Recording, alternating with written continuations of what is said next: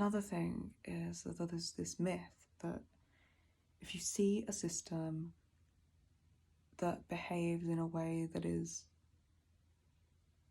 not singlet normative, so not pretending to be one person and not suppressing behaviours that would make them look otherwise, overt presentations, or even just being able to see that people are talking to each other out loud in one body, or like anything that's just normal plural culture that's normal for us.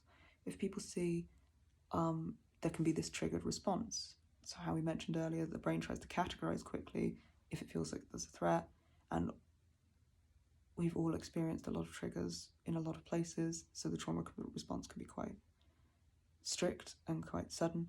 So this is when people will see these things and go, oh no, threatening. And one of the ways that the brain does that people do that, is to go, oh no, if people see this presentation, it invalidates mine. It's going to make clinicians not believe me. That's a lot of what we see. Now,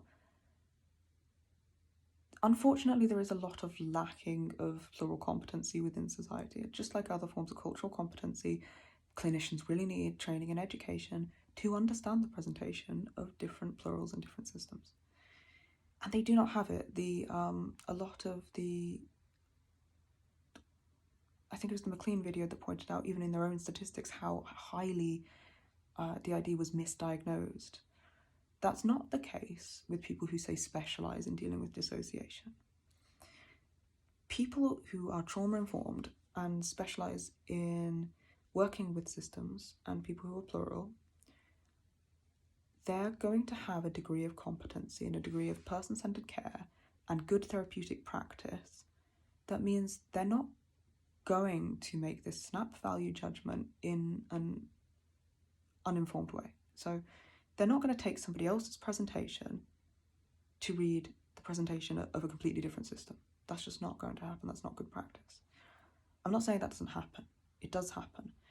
But it doesn't happen when you're dealing with a good therapist, a good clinician, somebody who understands and is educated on working with systems, because they're going to behave in a way that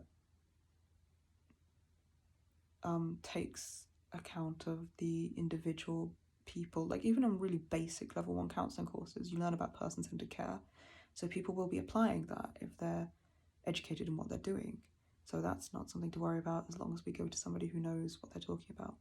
Unfortunately, a lot of people do not understand, do not have the training yet. And there are a lot of clinicians and a lot of therapists who make misinformed value judgments based off of misinformation within society.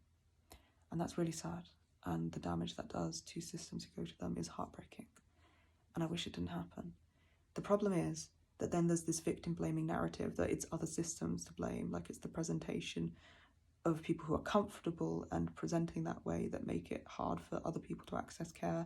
And that's just not the case. The problem is the lack of plural competency from clinicians, the lack of training and education and resources around plural-centred care, and the lack of trauma information from people who are working within the profession dealing with traumatised people. The problem is lack of education and understanding. And the more we shut it down and close down people who are behaving in a genuine and an authentic way, but it's just a presentation that has been shut down for so long in society that we say, no, that can't happen, the more it's going to happen, because the less understanding there will be about what healthy plurality looks like.